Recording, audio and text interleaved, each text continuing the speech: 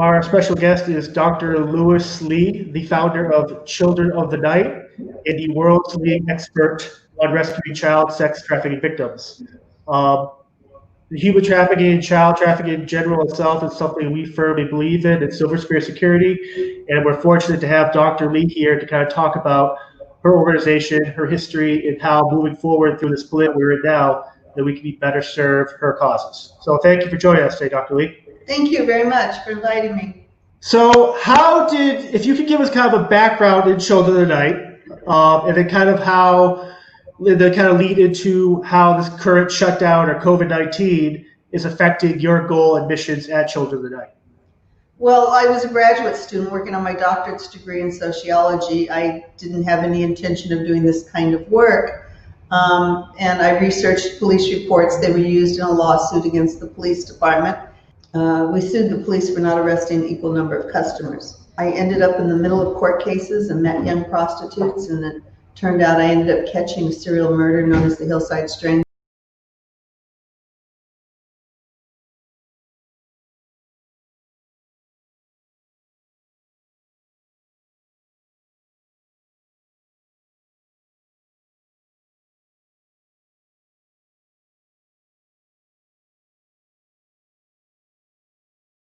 Who killed the 11th victim.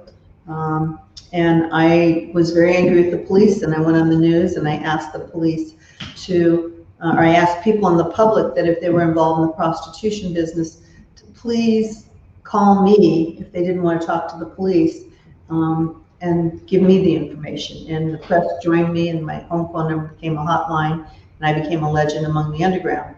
And I have found kids on the streets. I met organized crime figures, pimps, pedophiles, people in strip clubs, madams, call girls, people in massage parlors, and became known as the bravest little girl in the world among law enforcement, which was quite flattering to hear it from them.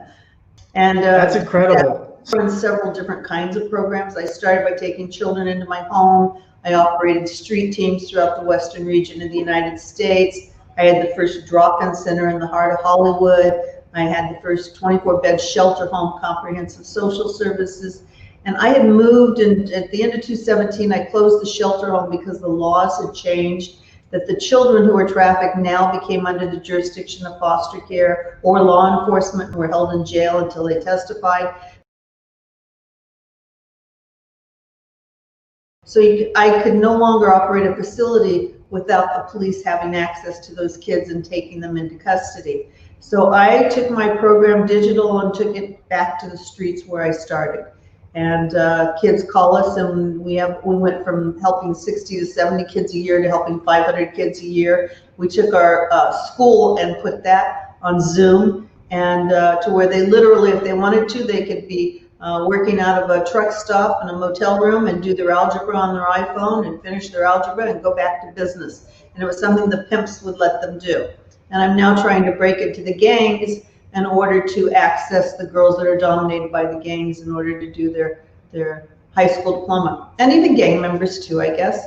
But they tend not to stay with education. We know that from our experience with continuation schools. So I was way ahead of the game before the virus hit, and I had already done the transfer into the digital programs, the online programs, and was reaching 90% more kids. And I'm really good at mobilizing people from someone who's calling and training my staff when someone calls and they need to be rescued, but getting them out of there immediately and not having to wait for anyone and not having to depend on the police.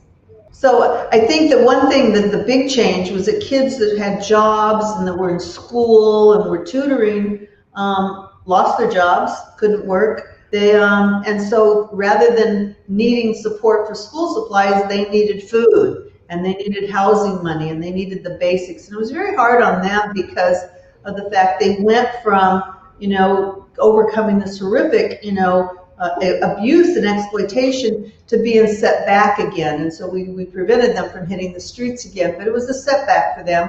But we find that we're able to pull them across the finish line, and we're starting to mobilize them back into the educational institutions.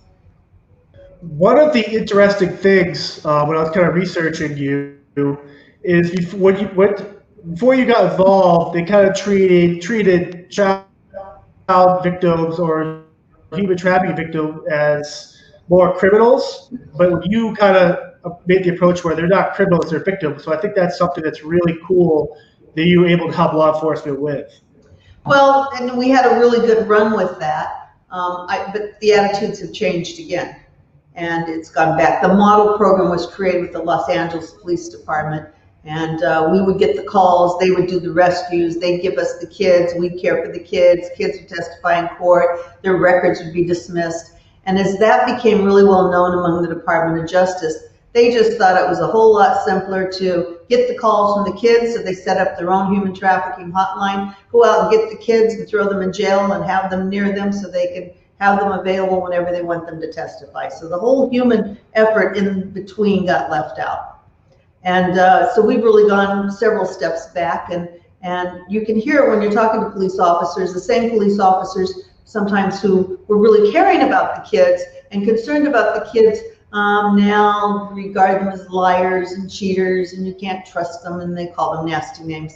And so that's very disheartening. So I feel like in many ways, you know, we had a good run, it didn't last.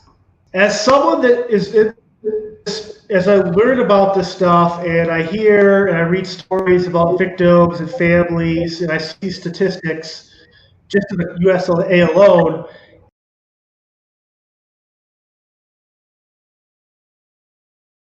it makes me angry. So how are you able to do what you do for so long? Are you able to kind of control that anger and make it efficient for how you want to operate? Because for me, I want to grab all these perpetrators and just beat them up. And so, but that's not the right way to handle this. So how do you, at what point in your career did you realize that you could kind of put your anger towards this to be more beneficial? Well, I learned very early on that for many of these children, life with a pimp was better than life at home. So many of them, most of them were abused at home by family members or sold by their parents for drugs. And a pimp would say to them, you don't have to do this anymore. I can show you how to have sex with men and how to make them give you money and pay you for the same sex that you're having, and you can have clothes and shoes and jewelry and makeup. And that's one of the things that made it really hard to break the dependence between the young girl and the pimp, because for the first time in her life, she had someone that was treating her like a lady. Grant you, he abused her, but many, many women in this country live in relationships with men who abuse them. The domestic violence is very prevalent in America. So you have, if you're going to just hate the pimp or hate that person, then you're going to miss half of what's going on. Many times they're in love with the pimp, so you have to work with that.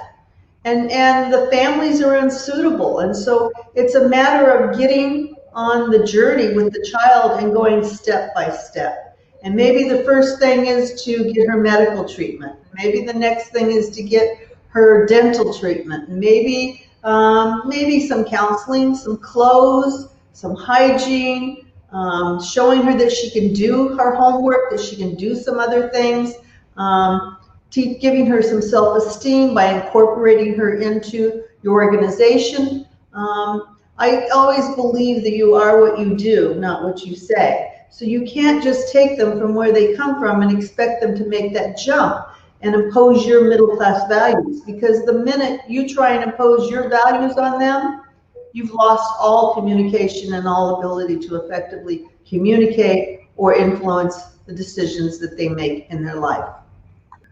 Something that no one's really talking about, the idea of schooling, and this fall, if kids go back to school, and that kind of leads to, you see statistics now where domestics are out, alcoholism, abuse back in the home. Is that something that kind of worries you, or is that a trend where not to get political on the whole schooling thing, but is that an issue you kind of have to look at or look forward to?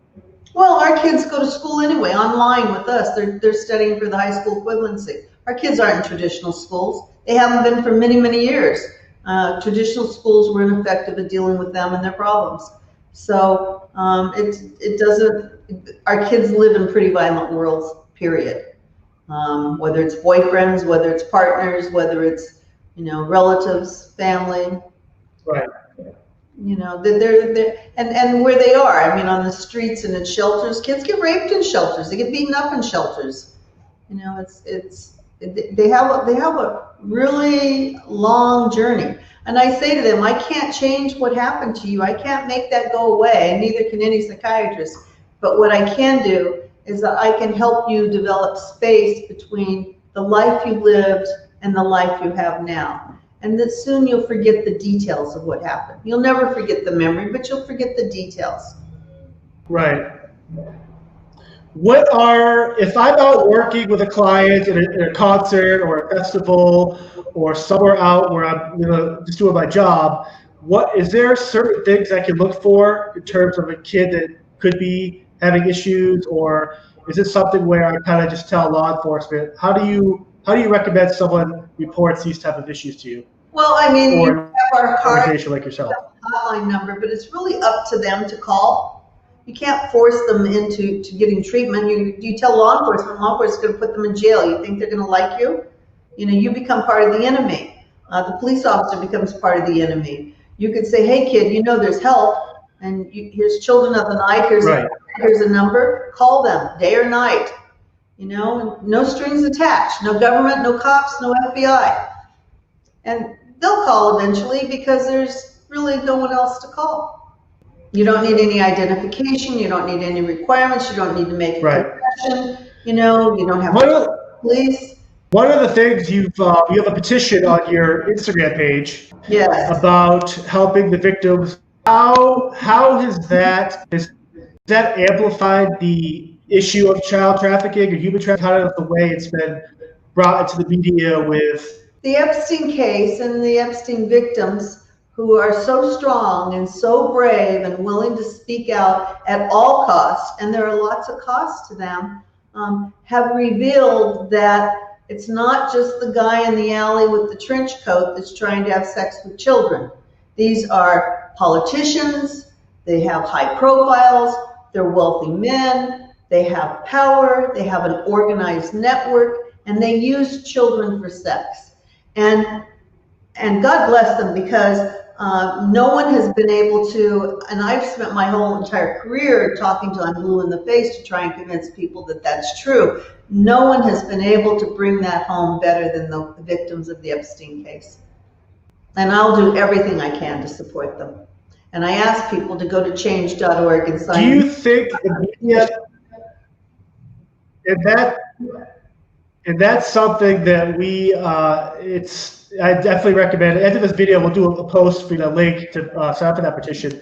And so I guess a follow-up question, do you think the media is not really doing it?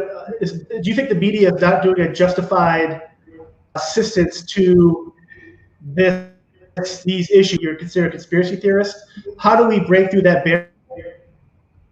barrier to help these victims?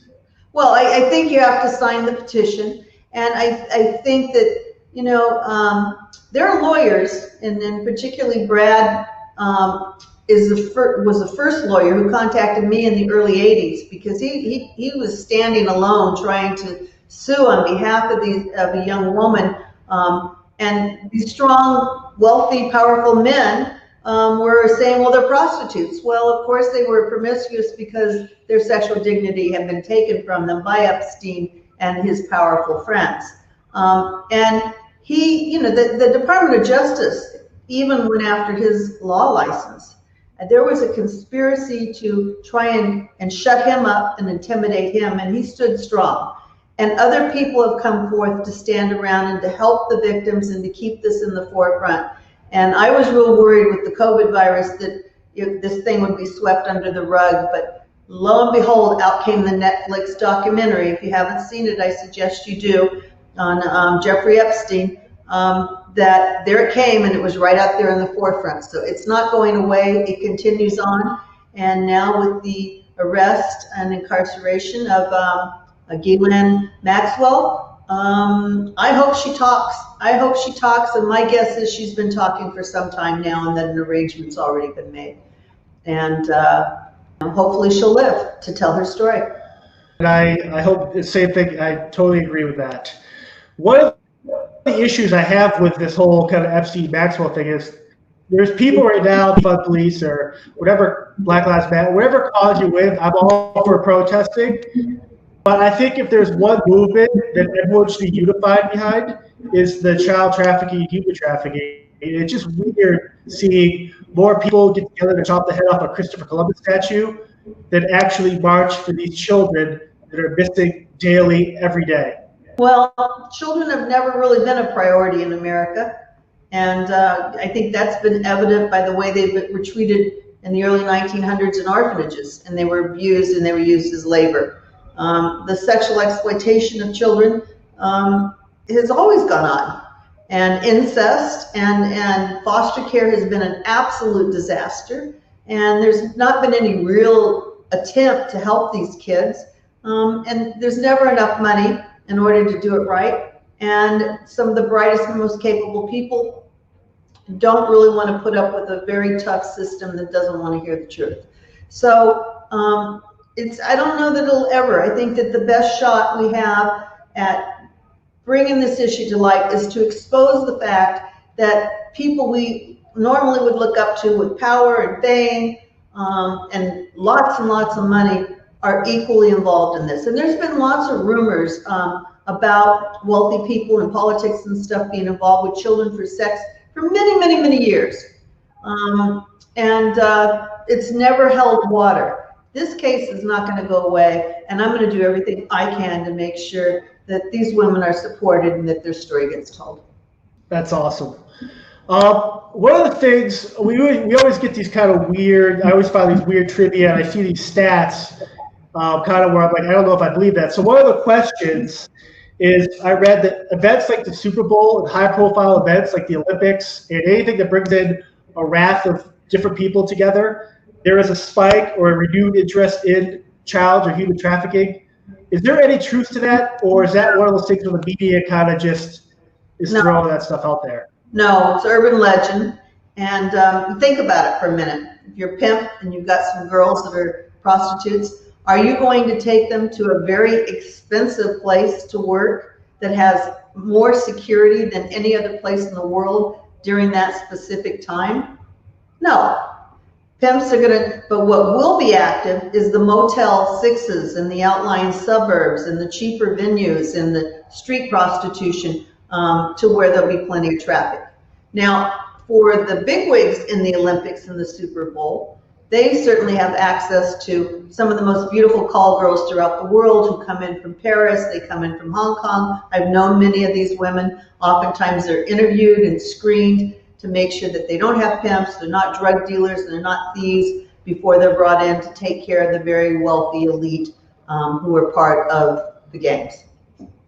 So, it's the tragedy of the money spent. I said to NYPD at one point about their games, I said, if you want, there's never any arrest, by the way. You can ask police departments, how many arrests did you make during one of these games? The numbers are really low. But I said to the police, if you were willing to take instead of taking your vice cops and all your detectives and putting them at the games to protect tourists, if you would take all of your cops and put them in the outlying areas where and I hate to beat up Motel 6, but I use it as an example because it's such an icon, but that type of motel, if you put all your cops there, then you'd have tons of arrests. But that's not what you're going to do. And the detectives were really excited because that would be the first time they ever got attention for the hard work that they do. But it didn't happen, and it's not going to happen because interest in protecting those who have the money is always at the foremost of America. Do you think television shows like SVU, Special Victims Unit, and kind of like those type of shows, or do they help your cause, or is it too Hollywood for you to even kind of relate to?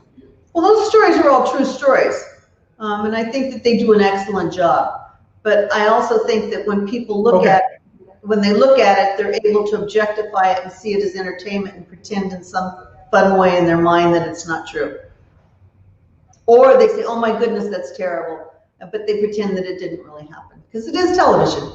It is a different medium. It's different than a little girl being drugged in front of you and beaten up and thrown on your footsteps,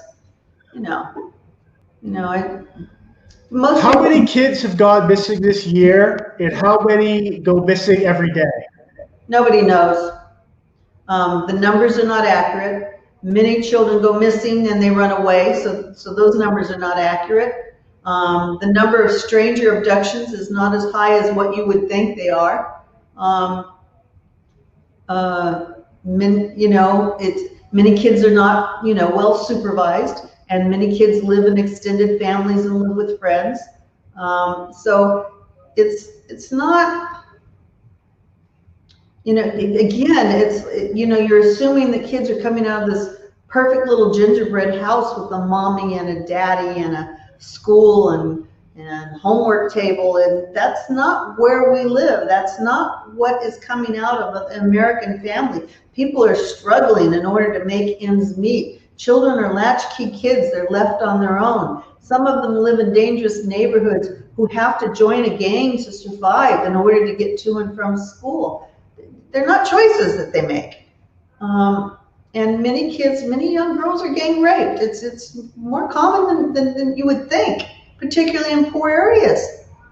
And you can go out there and beat up everybody you want, but it's so enormous. The problem is so enormous. And it's so widespread. As a security firm, how can we get more involved with helping Children of the Night?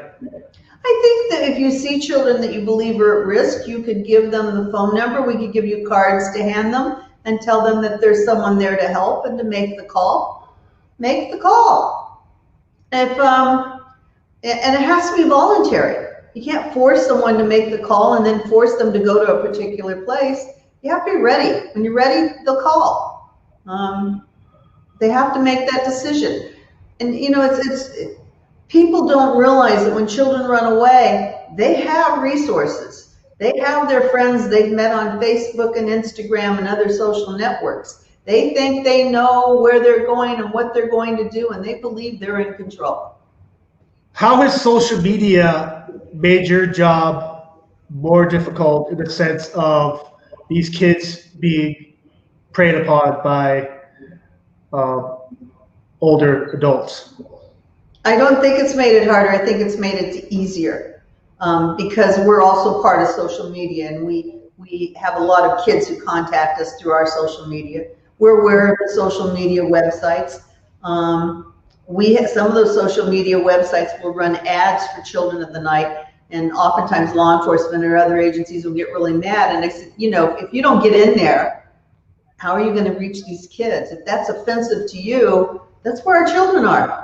And I want to let them know we're available and that we're ready for them when they're willing to come out. That's awesome. If you'd like to print a card with our phone number and a website. Do that. I am 100% behind that idea. I think it's great. On average, if on a door, we're probably in front of 5-6 million people a year. And so we're bound to see something to our team. And I think it's a good way to kind of at least help you, or at least give those kids the opportunity to help themselves. Great. Thank you for helping. And so you're on Instagram. You guys have a website. Is there any other ways where we can kind of reach out to you? Do you guys have Twitter or anything else that we can kind of just send people to check out your stuff? Well, we're on Twitter, Instagram, Facebook. It's Children of the Night, Inc., INC. And they go to our website. It's childrenofthenight.org. And they should join our fight, put in their email, and they'll get monthly newsletters of what's going on and what we're fighting for and what's happened to our kids for that month. Thank you again, Dr. Lee.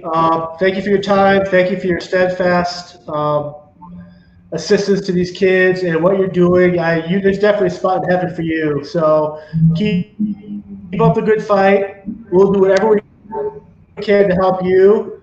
I love the card idea. And then further, we're all about it. Thank you so much for giving me an opportunity to share our story. Thanks, everyone, for tuning in.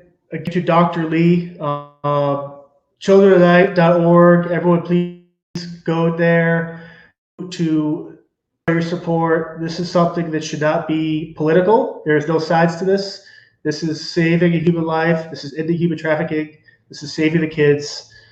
I think everyone should read into it. Thank you. Until next time.